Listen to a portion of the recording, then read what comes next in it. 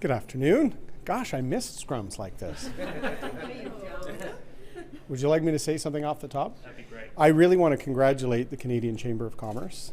I've been so proud to be a Canadian, kicking off the G7 season for Alberta with a gathering of business leaders from across the world, talking about opportunities for our country, but also reminding people of how much benefit there has been from global trade, global security, allies and alliances. You're stronger together, not separate. So there's really been a great undercurrent of collaboration within the business community at this, and I'm just so proud to be a part of it now that I'm in the private sector. And I've loved to see all sides of the political domain showing support as well. So if the G7 can be as collaborative as the B7, we're heading in a good direction. What are the odds of that? Do you want a couple words in French, or is there any? Okay. But to that point, like the business community in all of the G7 countries are facing similar challenges, similar anxieties on tariffs. On the political end, there may not be that kind of unity.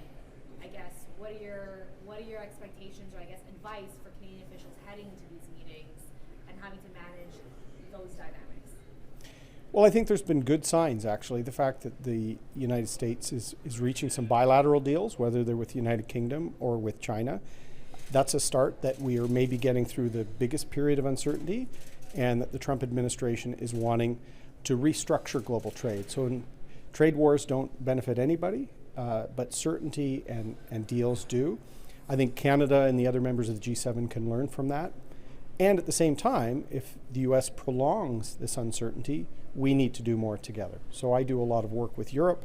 I know a lot of European firms, from AI to defense to energy, are looking at opportunities in Canada, and we must do the same. So there's strength in global trade. We need to rebalance it a little bit, and I think the G7's coming at a perfect time after some of these bilateral deals. It's time for a global approach so that we stop diminishing shared wealth and shared opportunity. And I'm optimistic about Alberta. On that point of collaboration, is there room for your former party, the Conservative Party of Canada, to be part of that? Should they be more collaborative with the government when it comes to some of these trade issues? Well, it's my current party. I'm a former leader, so I'm proud of the work I did with the Conservative Party. I do think the Conservatives are going to take some lessons from losing an election, the leader from losing his seat. I think they've shown a degree already of trying to put Canada first. I know the interim parliamentary leader has suggested they'll work with the Carney government on issues related to resolving US-Canada trade. But, you know, we have to be honest with ourselves. We haven't won the last number of elections. The Liberals changed one key part of their team, and were able to win back the trust of Canadians. So we have to take some learnings from that, and I think collaborating on North American trade and defense and Arctic sovereignty and meeting our NATO commitments, those are all commitments I had made years ago. So the Conservatives in many ways have been out front on these issues. So now that the Liberals are advocating that, let's work together on them. How does the U.S. call for 5% target at NATO, which Russia seems to be saying is going to be accepted, but maybe with some creative counting? How does that change the game for Canada's ability to meet it? Well, as someone who flew on helicopters back in the day that were much older than I was, we used to dream about hitting 2% of GDP as a defense target. I don't think 5% is realistic. I do think the Secretary is probably using that as an incentive for people to get much more serious. I do hear, when I was in Europe, a significant portion of European countries looking to 3%. The Business Council of Canada, I want to congratulate them on their great report on defense and security from about 6 months ago. They've advocated for the 3% range. When you think about the infrastructure we would be building in the Arctic, ports, aerodromes, this is going to help food security, economic security. So don't think of it as just 3% for guns and bullets. This is about giving military families the bases and the accommodations they deserve for serving our country, better pay for when they deploy and could be hurt serving our interests. So I think very quickly, if we right-size the military, give them the equipment they need, we can spend 3% and help Canadian infrastructure and business at the same time. So I hope the Carney government shows some ambition on their next plans for national defense. On their ambition, just as a follow-up, what is it like for you to see such quick movement on internal trade now, which has been a goal for decades? Well, there was a case a few years ago called the Comeau case. It went to the Supreme Court of Canada about somebody buying beer at Costco and bringing it home. Let's grow up as a country. We've got to drop all these 100-year-old regulatory rules and barriers. The real proof will be in the pudding around jobs and recognition of labor standards and work. Construction jobs here in Ottawa or on the other side in Quebec. That's where the provinces will have to get serious to really make a deal on internal trade. I've seen great progress led by Premier Houston, Premier Ford, Premiers Canoe. The West was already ahead of us on some of this, but it's got to be more than wine, freeing the grape. It's more about recognizing professional credentials, allowing someone who's an electrician in Ottawa to do a job in Quebec. I think we expect not just politicians, but union leaders to say we need to have more internal trade, more opportunity at home when the international scene is a little more uncertain. How do you think the Pierre Poilievre and the party should deal with what Alberta's Premier Daniel Smith is talking about, separation referendum, the criticism of federal climate policies and all these things, but how should the Conservatives now talk about and address that threat? They kind of share some of those concerns, but they're obviously not endorsing a referendum or separation, but how should they approach that in your view? I think all politicians, including my former colleagues in the Conservatives, I think the Liberals, especially Minister Guilbeault, but also Premier Smith, all have to approach this very, very carefully. The country is more important than all of them. I'm out of politics now. You realize that you're part of something. It's not about you. It's about the country. So Premier Smith must be very careful because there's a difference between advocating for more fairness on natural resources, on energy, something I did for 10 years as an Ontario MP. Canadians support Alberta energy. They support potash from Saskatchewan. So I think it is reckless sometimes when politicians lose sight of their most important goal, which is the country, its unity, and the well-being of its people. I was very disappointed by the comments of Minister Guilbeault. These are the little flames that whip up populist currents. So I hope all politicians, I say this as a former one, are a lot more responsible on how they approach questions on national unity and collaboration. Gerald Butts earlier said that he was setting his expectations low for the G7, concerns about how in many different ways it could go sideways with Trump. Do you share any of those concerns? Did you hear those comments? Well, unfortunately, Jerry said his ambition's too low for Canada for far too long. I'm very optimistic, actually, about what the G7 could be. There, as I said, already movement on a bilateral level with the United Kingdom. Canada has a new Prime Minister who's very well versed on international trade, on energy transition issues.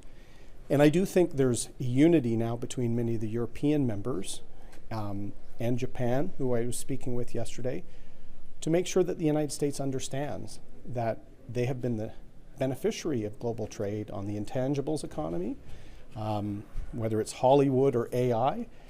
It's not all just about car parts now. So I think we have an opportunity to really reset the dialogue. And in Alberta, where Mr. Carney is from, having just stolen Stephen Harper's line that we're an energy superpower during the election, he should put energy at the forefront. Any of the G7 countries should be using Canadian LNG. They should be using Canadian uranium, Canadian critical minerals. If you want supply chains that are high ESG standards, that have indigenous partnerships that you can be proud of when you're generating energy or fertilizing your fields, that energy superpower could actually be part of not just a solution for Canada-US relations, but for the G7 and a path forward. How does Canada negotiate with the U.S. president that has shown he won't honor this trade agreement he himself signed? Very carefully. This is why I think a bilateral deal, if we can get some certainty in it, is just as important as opening up USMCA or CUSMA, whoever puts the acronym first. We've got to be willing to be at the table, and it took us 5 years to align on steel, aluminum, and auto tariffs with China, something the Conservatives advocated alignment for in 2018. The Liberals took until 2024 to do that. So I think now that the Americans can see a fresh approach, we are aligned on those core commodities. We're going to be aligned on defense spending. We're interested in partnering on Arctic sovereignty and on, standing up to incursions in the north by near Arctic states and others. So I think we can, if we're a little more serious, I think we can then hold the administration to account when they backtrack on deals they've signed. If it's the art of the deal, you have to respect the deals you make. Mr. O'Toole, you talked earlier about right-sizing the Canadian military. The government has a new online recruitment portal for people to sign up to join or re-enlist. They faced a series of technical glitches that have not allowed people to sign up. What is your response to that? Do you think that we need a different approach here if we're down, I think, 14,000 people right now in our military? The recruiting and retention crisis in the military right now is the most serious issue we're facing for the Canadian Armed Forces and for Canadian domestic security. We have to understand the needs of younger Canadians and what draws them into the military. We need better pay. 50 years ago, Canadian bases used to be the best little communities, whether they were in Greenwood, Nova Scotia, or in Germany. We have to make that esprit de corps of being part of something bigger than yourself attractive. We also have to draw in people that want to go to war and want to fight for their country. In the last 10 years, D&D has been too bureaucratized. It is not Public Works. It is not Parks Canada. People do this and potentially give their life to their country. So the institution needs to be treated a little better. Respect for its history and institutions needs to be brushed off. So some of the things talked about today is about rebalancing discussions on making sure our military is professional, making sure there's inclusion, but also making sure that we have a war-fighting force and that young men and women that want to be part of something that is bigger than themselves feel that pride. So there's a cultural challenge in the military right now that they need to address. And the glitches were actually due to the volume of people trying to sign up right now. Some people are saying that's because of the 51st state. Do you think that the sovereignty threats play any role in those wanting to re-enlist? I think the changing world, particularly some of the young people I speak to, realize that my generation, the Xers, maybe had a bit of a holiday from history where there was stability, largely due to trade and other things, and that's changing. And so for some Canadians, there's a desire to put the uniform of their country on and be willing to stand a post, to be willing to serve, whether it's in theater or whether it's at home. There's also a great desire to have civic forces responding to floods and fires. We're going to see more of this. We can't have the military doing that. So how do we harness that desire from young Canadians to serve their country? This is what the Canadian Armed Forces has to update their thinking and, it seems, their technology. Ambassador Haley had spoken in her remarks about DEI policies and how many consumers thought that they were being lectured to. You have been outspoken about woke culture in the past, and I'm just wondering if you think or if you've heard that Canadian businesses need to better align with the U.S. business side and get rid of some of those DEI policies. I think inclusion and respect for difference has to be fundamental. But I do think the rise of social media has led to a polarization on both left and right, where the left would want to cancel and stop everything, and there'd be pushback from the right on all those issues. I wasn't perfect when I navigated and tried to find a balance in that. But after a number of years, people are shutting off. And if we saw the trust index that Ambassador Haley was part of a discussion, declining trust in politicians, in business, in the media, some of this is from the polarization. So I think people want respect for difference. They want equal opportunity, but there is a fatigue with the extreme positions on left and right on this. So I don't think this is a war on woke. as it is more a need for centrists to speak up and ask for a bit more responsible dialogue. Just back to the alignment on China. There's been some questions recently about, especially aligning with the U.S. on China, what that has really gotten us. Not really any protection from the trade war. Saskatchewan Premier Scott Moe has called the trade war with China directly and the impact on the canola industry there like far more damaging than the U.S. trade war. Do you think it's time for the Canadian government to talk to China? I'm not suggesting a free trade agreement, but do you think there should be any openness to lifting maybe or reducing the tariffs on the duties? Well, I think we have to be careful. We did not align on trade with China until last year. They asked us to in 2018. So it was in August 2024, months before President Trump was reelected, that Canada finally came into alignment on steel, aluminum, and EVs. Many of us were advocating for this alignment, this sort of fortress North America approach, back in 2018, and we missed an opportunity to align then with our most important partner. And it's not just auto. If President Trump wants to rebuild the arsenal of democracy and shipbuilding and all these things, he needs Canadian aluminum, he needs Canadian steel, and they have since the 1940s. So we've recently aligned. We now have to show we're serious on defense, and we're a serious voice in the Indo-Pacific and other parts of the world where our allies have been engaged in serious talks, whether it's AUKUS or other things.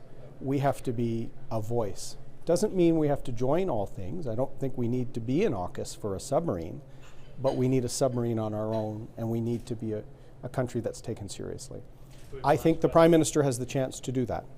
When I asked you about the collaboration between the Conservative Party and Liberals, you brought up saying that when you were Conservative leader, you would also talk about defense spending and other things that Mark Carney had brought forward, so maybe there's a path there.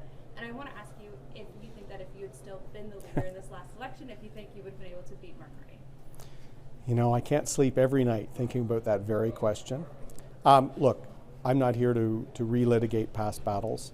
I'm a proud Conservative, but I've also been proud of how Prime Minister Carney has performed so far. With the U.S., a country I worked as a senior lawyer for one of their leading companies.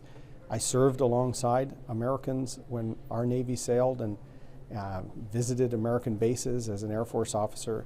I'd been disappointed by our closest ally disrespecting. I spoke in Congress about the Devil's Brigade where Canadians and Americans fought together in World War II.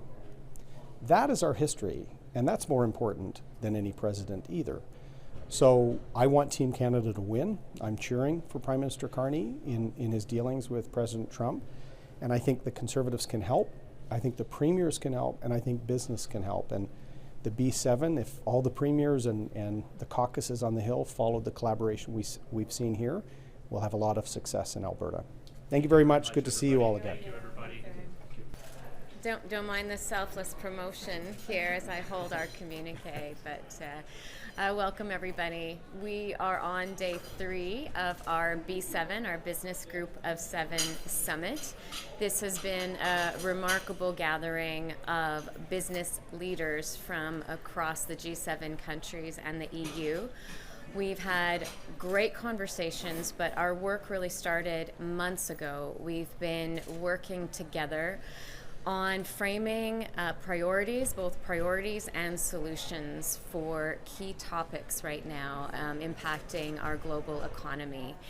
And that work has culminated in priorities in this communique that we have, and we'll be presenting later this afternoon to Canada's G7 Sherpa to help provide guidance on the challenges and priorities that need to be discussed at the G7 gathering this year. And undoubtedly, given the current level of disruption in the economy and global trade, we believe these priorities will feature quite prominently in those G7 discussions, and we're very pleased that we have this opportunity to provide that helpful guidance to shape those discussions this year, more important than ever, impacting all of us globally as we have this reordering of our economy and impacting so many people worldwide. So I will pass over to my colleague Matt Holmes to talk a little bit about those priorities in our communique. Great, thank you, Candace, and pleased to see all of you here today. So the communique, as Candace mentioned, has been worked on over a series of months with our counterparts across the G7 business community. This is months of process and consultation, negotiation, a series of meetings with different industry groups and sectoral representatives, and of course, we held the pen. We had the honor of holding the pen for Canada this year, but it's on behalf of our collective of business communities across the G7 nations, including the European Union as well, who has observer status. The communique delivered which will be delivered this afternoon to government, and in preparation for the G7 Leaders Summit, carries a number of very important framing and priorities from the business community to the leaders of the G7, including an emphasis on the importance of efficient and predictable world trade and the systems that underline that trade system, an emphasis on a clean and secure energy future, looking at the incredible need for energy across all facets of our economies right now, and how we build that in a transformative way with reliability, with security, with sustainability and affordability as fundamentals to that energy need. We also looked at responsible artificial intelligence and digital, and the need and the opportunity for the G7 in particular to lead the world in this emerging and innovative space. And we put particular emphasis into critical minerals sector and how Canada has a unique role and a unique opportunity to provide the world with many of the critical minerals and materials, rare earth metals, that are essential for everything from today's defense needs to new technologies, advanced manufacturing, and of course, telecommunications. So we feel that there is an incredible richness to the conversation here, to the consensus document from the business community that is being presented to G7 leaders, in the hopes that at this time, as we all know, the economy is the emphasis, is the priority, and we think we have a lot to contribute to that conversation. Thank you. How important is it to have a unified communique at the G7 finance ministers central bank meeting, unified especially on the topic of trade? Or conversely, are you afraid about, separate communiques or not full agreement on matters regarding the global economy? I think we've talked about the importance many times over the last few days, the criticality in this moment more than ever about the multilateral collaboration. And when we looked at this document and worked with our business group of 7 leaders, we tackled tough discussions, and we made it safe to dive into good areas that needed good discussion. And that's been a bit of a theme, I would say, out of the B7 summit, is that we can't turn away from tough discussions, because that's part of what led us to this moment, is that we haven't directly tackled the courageous conversations to address deep grievances and irritants in trade that we're hearing so much about now. And I think in absence of those courageous conversations and tackling things head on, the adaptation has been, more disappointedly, a lean towards protectionist tendencies. And what we've been very clear about, and I think taken a very steadfast approach on as the leaders in the business group of 7, is that we are not denying the need for change or defending the status quo, but we are steadfast in our promotion of multilateral collaboration and as my colleague Matt Holmes said, the consensus in the framing of both the challenges and solutions in our communique should help inform those G7 discussions. A lot of the discussion this morning has been about trust, and it seems like it reflects the fact that this push for multilateralism is at odds with the lack of trust that has fueled where we are today. Can you talk a little bit about why this has been the theme of today's meeting and what the solution is in your view? Yes. I love the trust question, thank you. We built into our agenda a good exploration of what is happening when we look at trust globally. And for me, working in business, we've been looking at this for years and looking at, you could see the trends in trust and the decline of people trusting in institutions. And I think, again, not tackling the grievances that people were raising or what they're talking about in an economy or that's not working for them at the individual level. And so as we tackle both at the Business 7 and I hope as we lead into the G7, it's really important to bring together both the social and economic context and see how those are connected in order to frame up solutions moving forward and build an economy that works for everyone. I'd like to ask you about Nikki Haley's comments. Yes. How much, when she talks about anti-DEI, her stance on that, and as a Republican, as a former governor, someone who has been part of the former Trump administration, how will Canadian, European, and other G7 countries other than the U.S. to do business in America, to do business with the Americans, will companies other than Americans have to align their policies, their diversity policies with the U.S. to get business? What we heard from Nikki most clearly, Nikki Haley, this morning on the topic of trust is that we need to listen to consumers and what they're telling us. And that's what we focused on in that discussion with the trust panel, is we can't ignore out of the equation what we're clearly hearing from people in multiple countries. The Global Edelman Trust Barometer gives us data over 30,000 people from 28 countries. And there are trends and themes in there that we have to reflect on and digest. And Nikki Haley's comments were, we have to listen to that. We have to listen clearly. I think she used the word consumers. I use constituents and our stakeholders, and make sure that as we tackle the tough task of solutioning around key issues in our communique, we frame up, the energy discussion, the AI discussion, having trust in AI, and making sure ultimately we're building that economic security and resilience for everybody. That has to be built in a way where we bring people along for that journey. And I think what we talked about this morning is we've skipped over or we've left a gap, and we have institutions like business and government working on things, but we can't leave workers and the individual people out of those discussions. And we have to understand what's been happening for them, even as we tackle really tough discussions that are very polarizing today, like inclusion.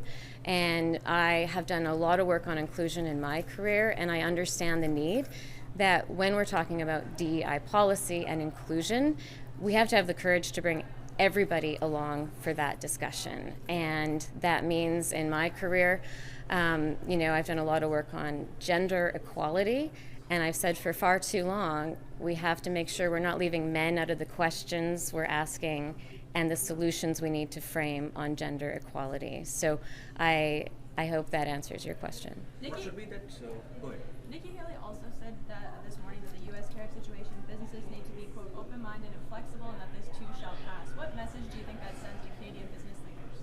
I think the message was clear that she added to that the U.S. is interested in doing business, and to not misread what we see in a strategy and tactics as turning away from wanting to do business with many valued partners. Honda did turn away from the U.S., from Canada though, sorry. They're shipping some production to Ohio. So are we already seeing some sort of irreversible economic damage in Canada from this U.S. tariff situation? We're seeing a ton of damage from this situation. There is, I would say, initially, any threat of tariffs provides a chill over business, and now I know we've gone from a chill to a complete freeze. Our businesses are not only struggling with decisions, whether it's on projects or longer-term investment decisions, but even if you're not directly, as a business, as close to those now real impacts on tariffs, all businesses are worried about the chill that consumers and their customers, whether you're in the goods or services business, and trying to plan for where does that leave a company at the end of the day in their next few quarters if we see that shift in consumer behavior based on the anxiety the whole situation provides. But is that damage irreversible? Businesses are if it's irreversible, like you mean we wouldn't see the movement of production come back? Is that Yeah, what exactly. you? Can Canada bounce back economically from this? Is our business reputation irreversibly damaged? Is the damage reversible in your eyes? Too early to tell. What's your message to Ambassador Hoekstra? He's here speaking on behalf of the U.S. You just talked about the need for more efficiency and predictability in trade, and I think arguably you could say that the U.S. has made that more difficult. So what's your message to him and to U.S. leaders right now about how to bring back that efficiency or predictability, or what needs to change in this moment? Well, it's been absolutely wonderful to have our ambassador hit the ground running and be here, because that role provides a critical link. And right now, a critical link between Canada and the U.S. is more important than ever to, as we've discussed, the ambassador and I have had really good discussions on making sure we understand the needs and wants and motivations of the U.S. administration, and that channel and those conversations are really important. And I will say, as I've said to the ambassador, it's very helpful for Canadians, Canadian business leaders, Canadian policy leaders to sort through noise from signal. And that's very helpful as we need to now turn into deeper discussions on our relationship going forward. What should be that main message, that overarching message that should come out from the G7 leaders meeting, which can actually give us give a signal that the G7 is still relevant at a time when US is actually completely on a divergent path? I would say hope, and bringing that back to the theme of trust we heard this morning, where we know we have deep grievances and anxiety, economic optimism and hope, which stems from probably that strong collaboration, multilateral collaboration we hope to see out of the G7 discussions is so critical. And we've done a marvelous job over the last 3 days here with the heads of delegation from business organizations from all the G7 countries and the EU. And we hope that provides a really strong springboard from which we can head into those G7 discussions. But how can these other countries, apart from US, what can they really do to bring US on the table, on the same page, considering that US is rolling back on climate, rolling back on a lot of other things? So what can we really do to bring them on the table? Well, we in the B7 discussions have been very thoughtful about this, because if we're going to be very strong and steadfast about the need for multilateral collaboration, we really have to be listening and be willing to have conversations that address grievances. And as we talked about this morning, as much as we are working to protect predictable and efficient global trade, we also at the same time have to be absolutely willing to have the conversation and acknowledge our global trade has not been perfect. And we have really significant areas to address, including making sure there are strong dispute resolution processes that work and are in place in a timely way to address some of what is not perfect about global trade, and that we have a strength and a way to align where we can address the non-market practices that are also at the root of some of what we see today in a pulling back or taking different strategies and tactics around global trade. And do you think there's a possibility that, or there's a risk that they might not be able to find a common ground in the G7 communique finally, as we saw in G20 as well in South Africa? Oh, of course. Everything is high stakes right now, absolutely. And our best hope, you haven't asked me the question, what is the best hope from the connection for the B7 to the G7? It's that we've provided this opportunity for a strong springboard with the consensus on what will be a core topic of the G7, the current level of global disruption when it looks at trade. And who's at the heart of trade? Businesses are at the heart of trade. And we've just aligned, and we have the solidarity and vocabulary on the framing of issues and challenges that tackle that head on. And so that, in our view, would be a wonderful outcome, which is where we're headed to later today, is to pass our framing of solutions and recommendations that will support those G7 discussions. Any last question? Otherwise we'll Somebody must have one for my colleague Matt. No, please. you guys have any last remarks? Otherwise we'll jump to Last remarks? I think I just recognize and appreciate that we had the new Minister of Finance join us and speak to the upcoming ministers' meeting that he'll be convening with the governors of the banks of the G7 as well. He spoke quite convincingly of the importance they place in hearing from the business community directly. We also had the privilege of the Minister of Industry, Melanie Joly, also joining us and speaking with our room and underscoring her commitment and the importance she places and this government will place on hearing from business directly as well. And in a time of change, how they are listening and paying attention to some of the concerns and some of the needs that we're putting forward to them.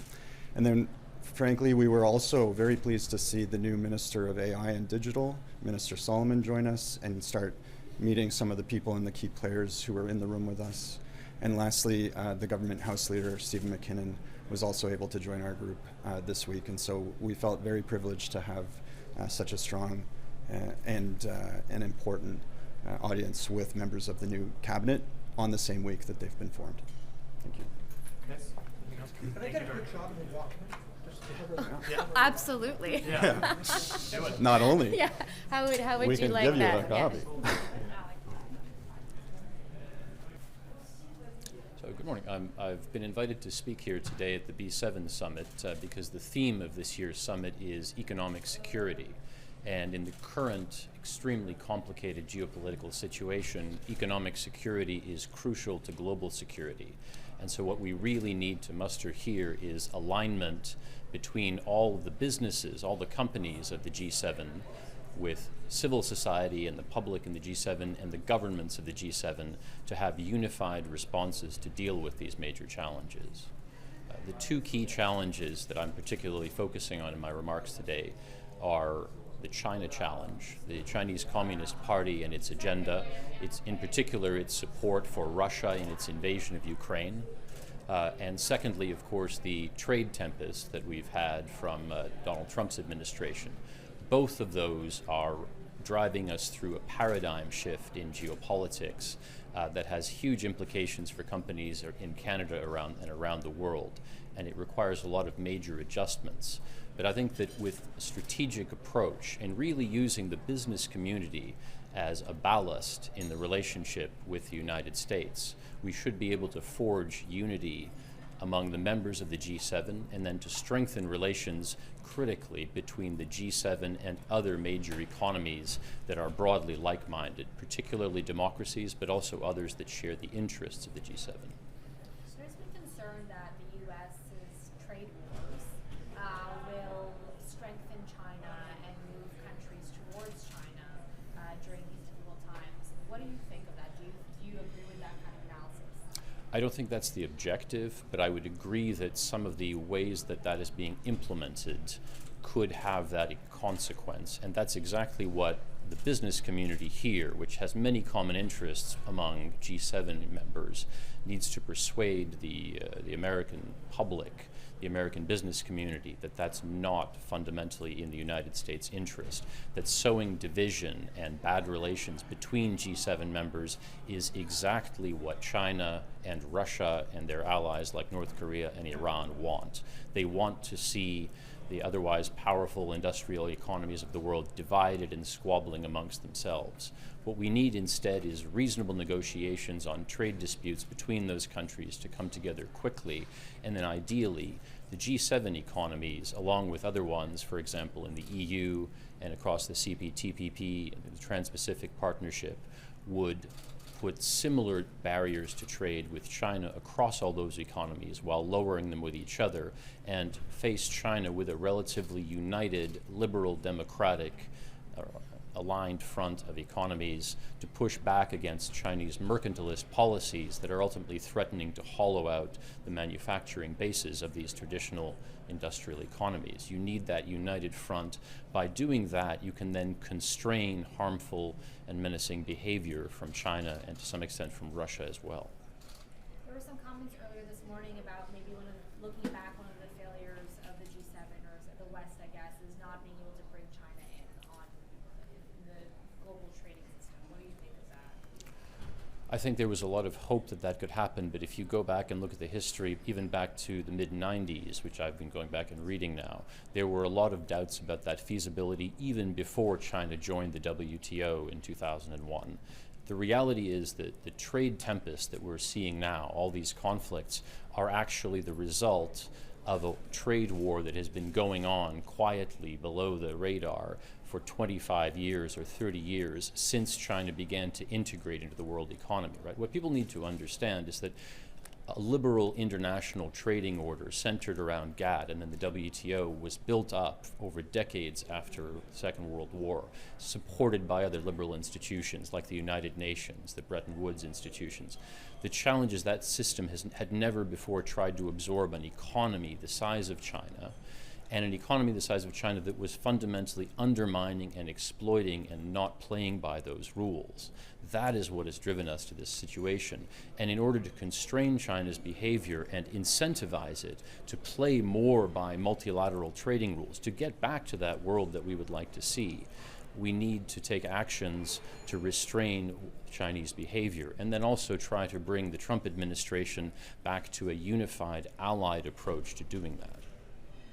Do some of those, to restrain Chinese behavior, is some of that about reducing Canadian trade activity with China? You know, Carney is talking about finding other partners right now. Mm-hmm. Should we steer clear of China, potentially even reduce our trade with China right now? Or what kind of incentives, I guess, are you talking about? Yeah, so I would say roughly there are, what I'm talking about today, there are, let's say, to simplify, 3 pillars of that kind of economic security agenda and constrainment agenda with China. And one is, on the economic security side, is de-risking or strategic decoupling, which is exercised through diversification. Rather than the government encouraging and incentivizing businesses to do more in China, it's rather applying certain investment screenings on Chinese investment in Canada. It's advising Canadian companies and other G7 companies about the risks of investing in China and making it easier for them, partnering with businesses to smooth the path for more investment and trade between more like-minded economies. Not to have no trade with China, but rather to rebalance. Look, if you were an investor and you were really excited that your portfolio had 2 stocks in it, you know, the United States and China, I don't think most people would think that's a wise investment strategy, right? You need to diversify. So particularly where is a lot of the growth? It's not in a lot of the older economies, the established industrial ones. It's in the Indo-Pacific region.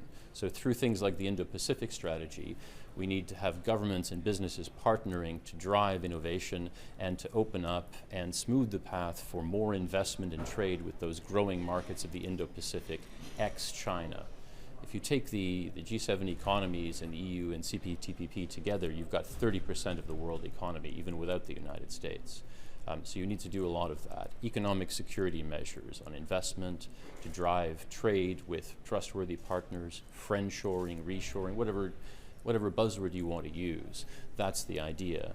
It's diversification for security.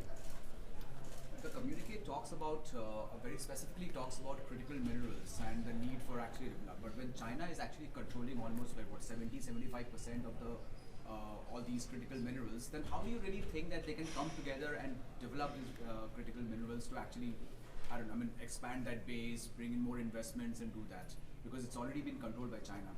It's a great question, yeah. I mean, that's one of the things that China has quietly done over the last 20 years, right, is develop virtual chokeholds or dominance on key supply chains. Critical minerals is one. It's also trying to grab the commanding heights of the 21st century economies through high technology, right? Electric vehicle manufacturing, drones, batteries, solar panels.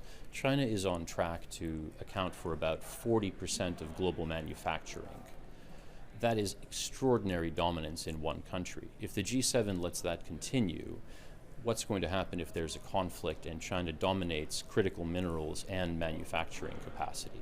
That can't be allowed to continue. So for critical minerals, for example, the problem there is that it's expensive to process them, it's expensive to extract them, and unless you have a reliable market, it's very hard for a private sector company to take that risk. That's a strength of the Chinese state-driven system, right? The Chinese government can tell state-owned enterprises or compel private sector enterprises to do things even if they're not profitable. That's not how our market works in the West. So what you need is government and private sector partnerships to create reliable offtake, to create an environment in which a Canadian mining company, for example, can have confidence that if they invest years and millions of dollars in developing critical minerals at the mining level, but then also at the processing level, so that the Canadian companies move up the value chain, that there will be a reliable market for that. And then you can also drive private sector investment into it if the public sector takes that first loss potential to make it a more secure investment. That's why we need this kind of B7 and G7 alignment and partnership. The private sector needs to work closely with the government sector and civil society to ensure that these things are done responsibly. But how can you compete with China when the cost of production is very high in, say, Germany, France, Canada, anywhere? I mean, the biggest cost is labor. Labor is very expensive in all these G7 countries. So how will you really compete with China in any case? Even in EVs or critical minerals, mining, anything. I mean, we'll always be disadvantaged, isn't it? Well, sure, but if cost of labor were the greatest competitive advantage, then Africa and India would have a better position against China, right? But that's not the reality. Labor cost is only one element of the equation. Energy cost is a huge one, and we have lower energy costs in North America than China does, certainly, and cleaner energy on average, right? We have that advantage. Second, through automation, right, higher technologies and so on, it's less and less about labor. China is actually facing rising labor costs as well, right? It's no longer the cheapest place to produce things. That's why, if you look at, for example, Trump's tariffs, they're targeting a number of other countries like Malaysia and Vietnam, or Mexico, because China is increasingly routing shipments through them to get around trade barriers, or moving factories to those countries to produce them there with cheaper labor. What it is rather is about having a more systematic approach to clustering, to developing the infrastructure and the supply chains that actually create an ecosystem for a vibrant economy. Silicon Valley is a classic example in the United States, right? People aren't in Silicon Valley because of low labor costs. So it depends on what aspect of the economy you're looking at. We're not looking to compete with China on low-end manufacturing, right? We're looking to compete and ensure that things that are critical for the Western defense industrial base, for example, that enough of those things are made in North America, are made in Europe, or are made in partners where it's trustworthy, right? Like shipbuilding, for example. Not every product needs to be part of that. It's key manufacturing elements and parts of the supply chain, critical minerals, critical energy resources, telecommunications, things that are vulnerable to cybersecurity risks. Those things need extra communication and cooperation between business and governments to manage them properly. Do we have any other last questions? No? Thank you very much, Michael, for coming. Really appreciate your insight. I would just close with one final point, actually, that the media has a critical role to play, because one of the other key challenges that the B7 and G7 face is information manipulation, right? Propaganda, disinformation, misinformation by hostile government actors, by state actors. And the media is a crucial part of the puzzle for Western liberal democracies and free societies in making sure that people have true narratives about what's really going on, that they have access to the facts, and you can play that role in debunking false information that's put out there. So thank you. Thank you very much. Much appreciated.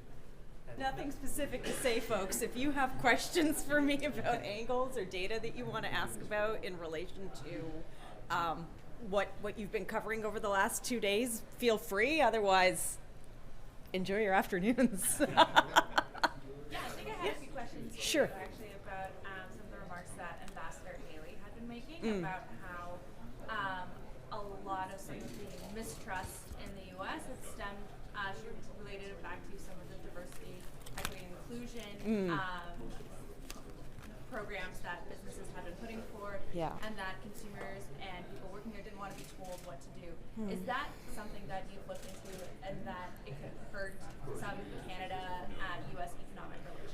So it's always been a divisive issue on both sides of the border, with the majority of people, at least from a Canadian perspective, and maybe a little bit more polarized in an American context, being on various ends of the spectrum in terms of the amount of passion that they had and the amount of attention that they believe a lot of these issues should garner in conflict or against the backdrop of where we're at economically right now. So in Canada, for example, there are some competing tensions. Canadians are in a very, very anxious place insofar as what our economic future is going to look like, what that relationship with the United States is going to look like, given how tied we are, like nothing that you haven't heard before. But that right now, in terms of prioritization, is taking the first place. It is the number one issue for them relative to cost of living and performance of the economy. And we all know how that's all mixed together, and you can't really untangle one from the other. So when we think about the so-called culture wars, or where DEI policy sits in all of this, or where pronoun policy sits in all of this, it's not something that Canadians broadly have been against. I think in general they've been on a spectrum that leans about 20% incredibly supportive and activist towards seeing those kinds of policies, with, again, a good chunk of the country kind of trailing along going, it feels like a good idea. But when you're dealing with competing tensions and competing challenges, I think we've seen a bit of a pivot to more practical priorities. And so as Canadian businesses maybe are starting to at least react to what they're hearing out of politicians in the US, they may not agree, but they're certainly weighing up how much do I want to take the risk of what this is going to cost me relative to how much do I want to take the risk of alienating a consumer base or a public base that may not be happy with what I'm doing and may speak up about that, but also likely recognizes that we are in a fairly stripped down place in terms of priorities. Is there a risk then of alienating some of those Canadians who might support those policies in order to get that benefit from the U.S. side of things? Sure. I mean, decisions like this are rarely clean. Of course, there will be, or there is the risk of pushback. There's always going to be the risk of pushback when you look at the communities who have fought so hard to go into the boardrooms of Canadian companies and say, these are the things that you need to pay attention to. We've seen a lot of coverage and a lot of voices speak to how disappointed they are to see some of the backsliding in those areas.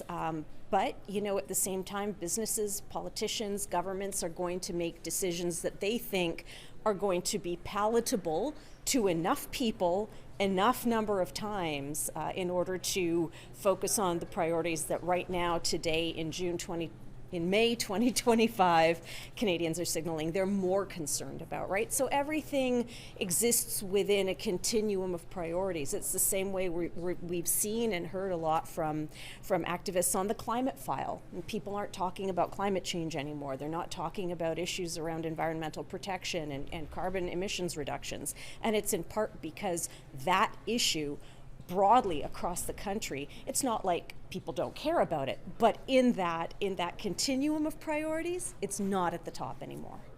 What have you seen about where that DEI stands on the minds of Canadians and also for businesses as they make these decisions?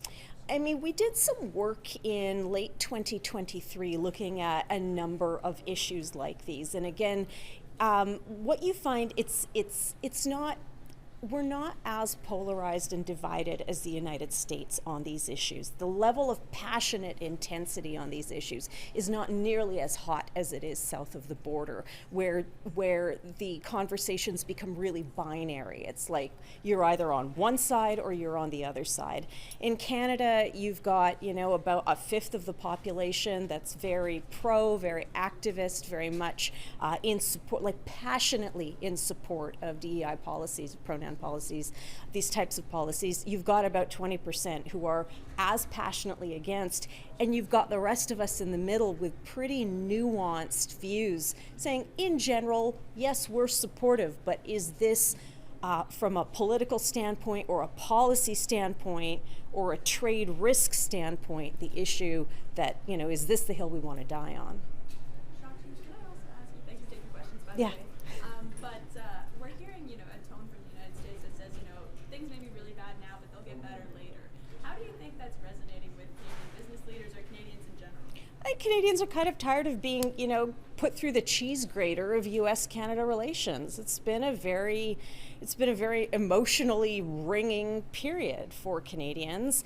I think, we kind of forget in Canada, or perhaps, and I don't, taken for granted maybe sounds a bit judgy, but, we are a nation whose sovereignty has never been tested. It's never been in question. The security of our borders and our existence has never been in question. Compare that to countries in Asia and Africa and Latin America and Europe who have been through these types of crises maybe generations ago, maybe much more recently. But the collective societal trauma or the memory of that trauma is there. We went from being a country that thought that the US president was simply trolling or being himself when he talked about a 51st state to taking it deadly seriously. So, where are Canadians on the issue of repairing Canada-US relations?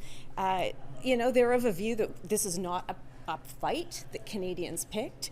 This is a fight that they would like to see resolved, but in terms of that level of what it's done to their psyche, it's left Canada and Canadians shaken for sure. So shaken that it completely changed the trajectory of the last election in ways that nobody saw coming even 8 months ago.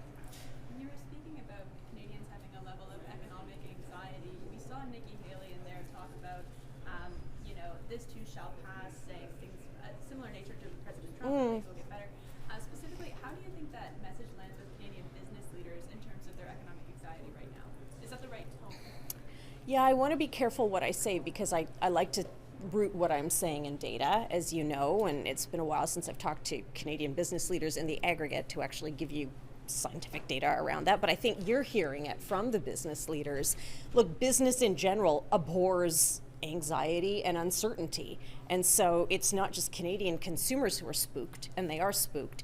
It's really hard then for Canadian business leaders to plan in the face of not knowing what message is going to come next week and what the message will be, and then how that's in turn going to affect their employees, their consumer bases, not only on this side of the border, but for those who are integrated in the U.S. on the other side of the border as well. Thank you. Any other questions for folks? We really appreciate Shachi. Does anyone want to hear about defense spending? That's the one thing I talked about. About to say. I did like my homework on that file. If not, that's fine. Okay, not. What did you find about defense spending? Are they open? I think I think again, if we bring the conversation back domestically to what we've heard out of Ottawa and the finance minister, just in the last 48 hours around the production of a budget, and where is the budget, and when is the budget?